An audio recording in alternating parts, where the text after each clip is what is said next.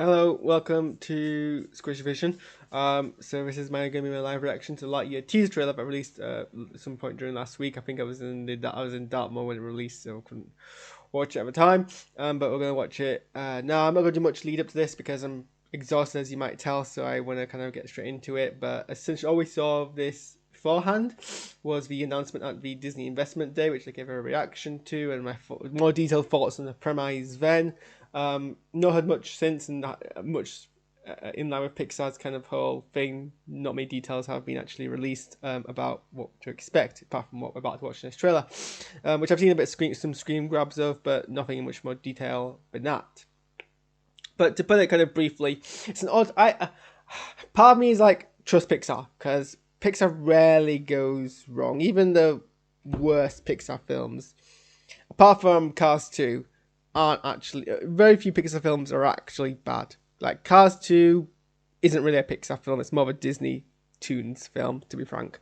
And apparently people hate Good Dinosaur for some reason, because I follow a page on Facebook called Every Pixar Frame in Order. And people really hated the Good Dinosaur. I guess it wasn't their strongest film, but I didn't really mind it. So part of me is like, trust Pixar, especially when it comes to Toy Story characters, although this isn't a Toy Story film. But on the other hand, it is odd. They've essentially gone. Essentially, they're going back to the Toy Story IP, which is a bit of a shame because I think they need to move on from it. I mean, I said that in the past as well when Toy Story 4 came out, and I love Toy Story 4. That's one of my favorite Pixar films of all time. So what do I know? But on the other hand, this is kind of a half. This does ring like a lot like a half-hearted attempt to kind of just keep the IP going. So it's not Buzz Lightyear that we know. It's a new character who is apparently the inspiration for the toy. Now that on the face of it doesn't seem odd, but when you think about it, how many toy lines for fictional characters do you know are based off real life characters to that degree that they have the same name and like we don't have a fictional astronaut called Buzz Aldrin or Neil Armstrong, who is I mean it might be proven wrong. There might be a fictional story, but it's certainly not to the point where I would recognize a whole toy line based on it. Usually, these characters who have entire toy lines based on them are original or take references to like real life people, but not based on to this degree. So it seems odd because it's not based on how it's real life. But I mean, at the end of the day, what makes Pixar great isn't necessarily the worlds that they build, or the worlds are great. It's the thematic heart of the story they tell, and they're great storytellers. And story isn't about the who, the what, the where, the why, the how. Or really, it is, but really, that's what a story is. That's what a story is made up of. What a story is the thematic heart of it. I don't know if we're gonna get any of that here. Disney tends to play a lot of things close to its chest and its promotional materials, which I think is great, and I'm not criticizing. In fact, I think it's something that other companies should do. Especially ones which I like Pixar, who have that level of brand recognition. My kitten is snoring very loud. Who have a level of brand recognition that means that they don't have to entice people with, plots and explosions and whatnot. Take a step back from revealing stuff and just tease. So I might not be giving that much here, but let's get into it and see what my thoughts are after we've given this a watch. Okay, status. Booster, go. GNC, go. Fido, go. Okay, go, Bud. Cabin pressurization is underway. As we prepare for ignition. Flight recorders are on. T-minus 5, 4, 3, 2, 1, 0.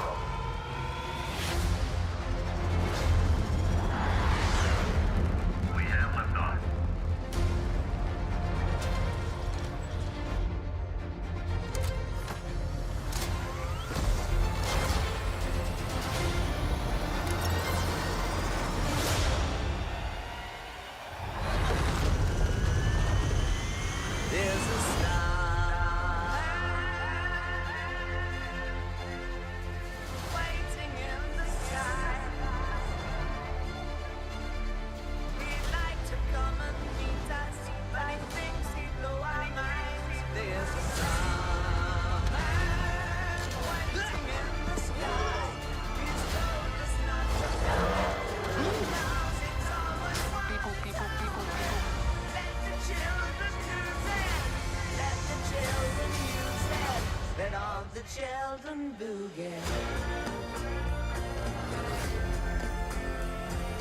To infinity.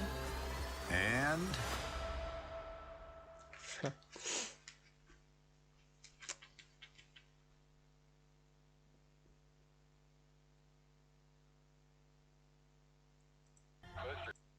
Well, that's so. I guess what confuses me about is where is this film actually set? Because if it's meant to be in the same universe as Toy Story, and let's just disregard Pixar universe theory, Pixar theory for a second. If it's meant to be in the same universe as Pixar, and this is a human who lives in the same universe as Toy Story. Toy Story is set, I guess I was saying, contemporary, maybe slightly more in a what I call nostalgic past era. Like I get the feeling watching when I watch Toy Story, I get a feeling that it's set in 1995 or maybe a bit earlier. Likewise, I get the feeling that Toy Story 4 is set in 2017, 18, 19, 20, 2019, or maybe a few years earlier. So is this meant to be like some kind of space travel program that was in what would, I guess, be the 80s and 90s? I mean, well, maybe even the 90s. How long does it take for a character to get turned into a pop culture icon, into a brand, into a character? Well, I guess that could happen instantaneously, I guess. 2-3 years, I guess. So maybe, 1990s. Does the technology take out for 1990s? I'm not entirely sure. So then there's an implication that and I say, well, it's fictional universe. Maybe they have got more advanced technology than they did in our universe. But we've seen the level of technology in the Toy Story series. It's pretty, accurate to our own. That's the whole point. If it was more advanced, then they would imply something different about the toys and their ability to come to life. So that's my first concern. Okay, but let's put that aside for a second.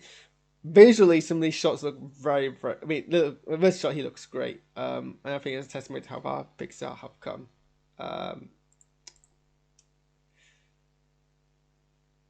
Like, all these shots are just very great shots, to be frank. About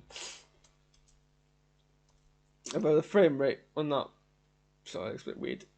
And then I guess we get shown. I don't know which part of the story this comes into because obviously Pixar plays things close, but it's a part where, well, I want to say he's traveling from Earth around the sun to test some kind of hyper. Sorry, I said I was tired. Hyper jumping, but actually looking closer at the hologram up there. That's not the Earth, is it? Or, well, I don't know. I mean, I thought that was the Earth, but looking at the design, it doesn't look like the Earth. It might be a artistic representation of the Earth. It might not. It might meant to be the Earth, even though it doesn't look like entirely Earth. Or maybe it's another planet. But this whole hologram thing is very advanced. For and even this launch pad is and these graphics here.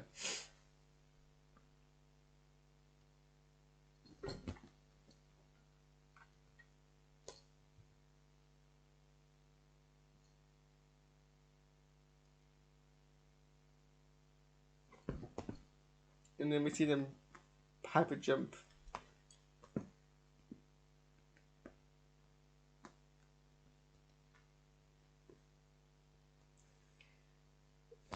Stop playing with my green screen. Sorry. Yeah, okay, that's right, I climb a green screen. So I assume that's our sun, right? So when they are coming from Earth. But then this looks like an alien planet. So do they go? Are they on an alien planet? Do they go to an alien planet? Because again, how does that? I guess I'm very worried that if it's in a universe where it's going to break the established law or implied law of 4 films I hold very close to my heart. I was born in 1995. I literally grew up with these films. They are like a sibling to me. In fact, I'm not ashamed to say that I probably love the Toy Story films more than I actually love my own family. That's how much they mean to me. So I don't take it very seriously. But let's stop making the comparisons to Toy Story films because that's maybe a bit unfair. Again, another beautiful shot here. Well, actually, okay, let's go back to let's just go back to Toy Story one more time. Star Command. Well, I always assumed as a fictional. So I always assumed, or before the reveal of this film, that the whole Buzz Lightyear mythos lore was a whole fictional.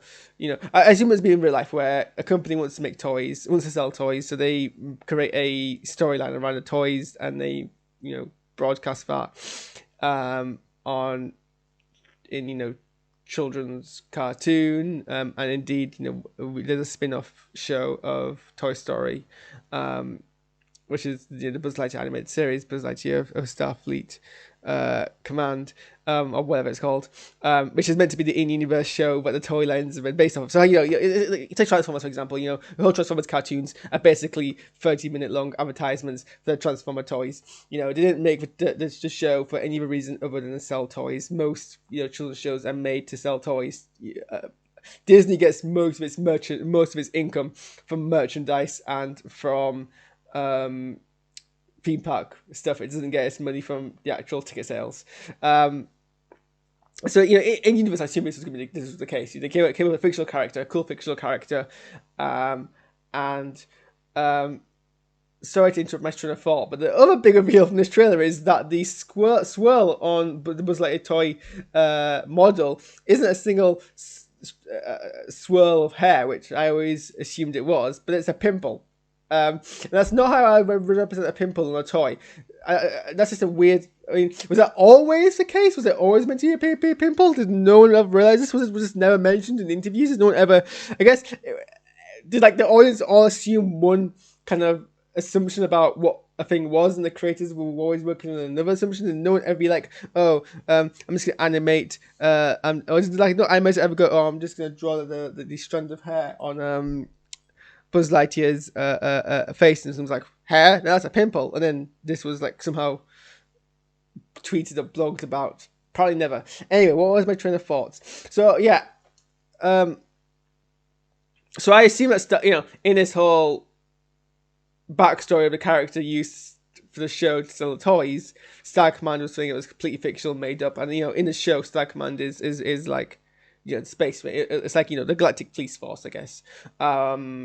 Or like the but apparently no, Space Command Star Command is also an actual real thing. Whether or not it has the same kind of purpose as the Star Command in the fictional in-universe TV show is probably very unclear, and maybe not the case from what we can tell from this trailer. But that's like if they made that's like if they created a fictional character called Neil Armstrong, who was like a space ranger, but he works for NASA. Well, maybe that's not so weird. Maybe that's something they could potentially have done if they decided to do that. I mean, it's not something that has happened. I mean, NASA is used in a lot of fictional narratives. Sure, fine. So I guess maybe taking the name Star Command isn't that weird, but I always assumed again it was a fictional thing. Anyway, let's continue watching this. I mean,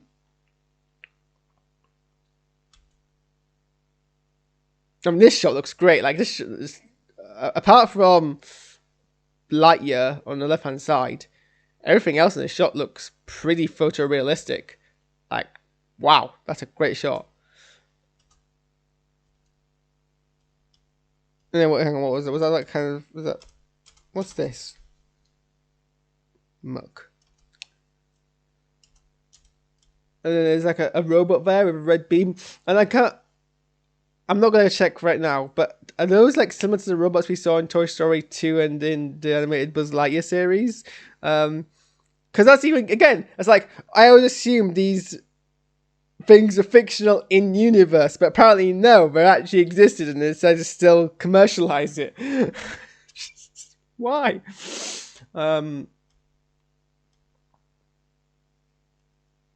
And you get a lot of intense but out of context shots of things happening. This, I guess, is meant to be the cat's name is Socks, which spelled with X, so as to not be too unoriginal, I guess. And apparently they're like a droid, and they're gonna be like a droid companion of Lightyear, and I assume some degree of comic relief. I'm imagining it's the chicken from Moana situation, which probably means that it's actually going to be unexpectedly hilarious and great. So, and you know, why am I like pointing out all the potential flaws when really we all know this is going to be a great film. This is going to, well, hopefully it's going to be a great film. If it's not, I suppose it's going to be pick something like, well, maybe we should move away from the Toy Story IP. Like, here is like definitely not on Earth. I'm assuming, anyways, this isn't meant to be. Well, I know I said it's not meant to be on Earth, but no one's wearing a helmet. So maybe it is on Earth. It looks very, you know, alien planet base kind of thing. And they have like these holographic knives as well. I guess real knives would be too violent for a show. Oh, it's their tail they're plugging in, and they're holding the cat like a weapon here. And yeah. So these like robot dudes are very familiar, and I swear, if the thing coming out of that container turns out to be Zurg, or something resembling Zurg, because there's a lot of purple in that shot, I'm concerned they're going to try and rationalize Zurg as well. And then they've got the actual uniform that he has in the toy has, but it's real. Like, really? Like, first of all, who designs his uniform with that color scheme if it's not a toy? And then also, surely, if you're taking, I mean, then wouldn't you embellish that further if you make sure to make it a toy? Like, how convenient is it that your very famous astronaut person, who you want to make into a toy to sell, and therefore build this fictional lore around, also has a perfectly already well designed for toy manufacturing and selling toys? Because I assume a lot of work goes into toy design as it goes into anything. Well, I guess not all the time. I guess some people just poop out any old rubbish, and if I have seen some rubbish, I mean, yeah, some kids will buy anything, sure. This is meant to be like a major toy line that, you know, like, this isn't just like, you know, one model of many. This is something that's just like literally filling aisles. So it's clearly like a big, you know, well, relatively significant budget. Well, maybe not. Maybe it just had a boost popularity. It just seems very bizarre, and not, you know, in line of how real world things work. I can't think of a real life example that runs like this. If something has happened like this, someone please tell me, and I'll retract all comments. This is just throwing me off quite a lot. And then they do the whole thing of, we're gonna say the catchphrase, but we're not gonna finish it off. And also she's wearing it as well. So like. But I also like how the joints still somehow look like their action figures, because they've got those joints. Do you know what I mean? Anyway, I think those are all my thoughts of this trailer. Let me know what you think. I'm going to do a reaction to the Uncharted trailer now, which I think is going to make me a bit more angry. So stay tuned for that, and thanks for watching.